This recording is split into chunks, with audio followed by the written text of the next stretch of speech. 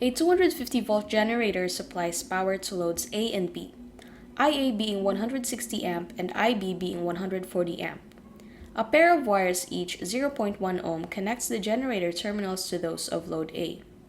Another pair of similar conductors, each 0.1 ohm, connects the A and B loads. Finally, a third pair of wires called feeders, each 0.05 ohm, joins the generator and load B terminals. Determine the voltages at loads A and B. A wiring diagram representing the distribution system and showing all resistance values and voltages is given in this figure. Note particularly that there are three unknown currents, namely I1, I2, and I3.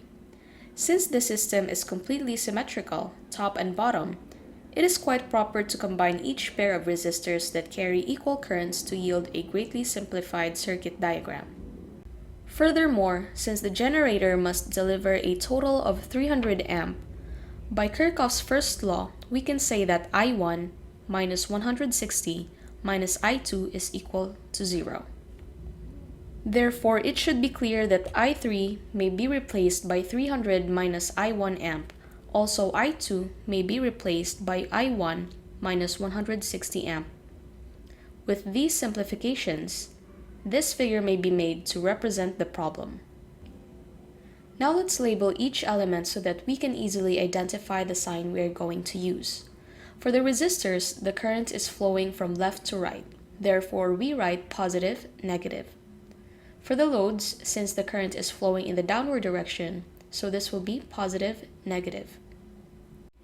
Okay, so let's go ahead and trace the loop ABCDA in a clockwise direction.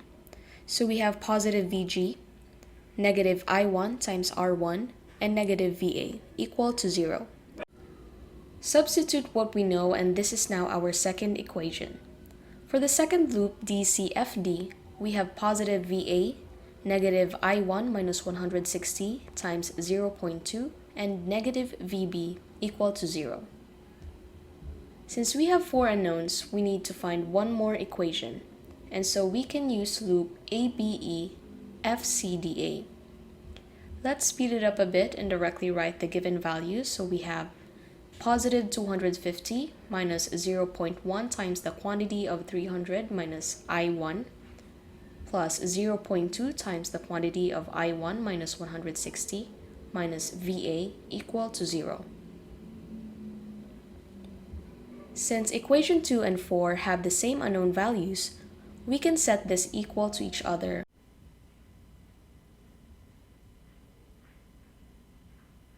from which I1 is equal to 124 amps.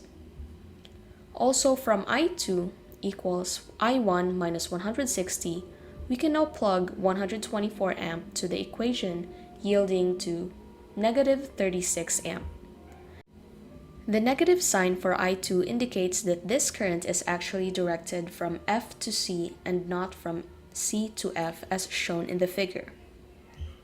By equation 2, VA is equal to 250 minus the quantity of 0.2 times 124 is equal to 225.2 volts. Also from the second equation, VB will yield to 232.4 volts.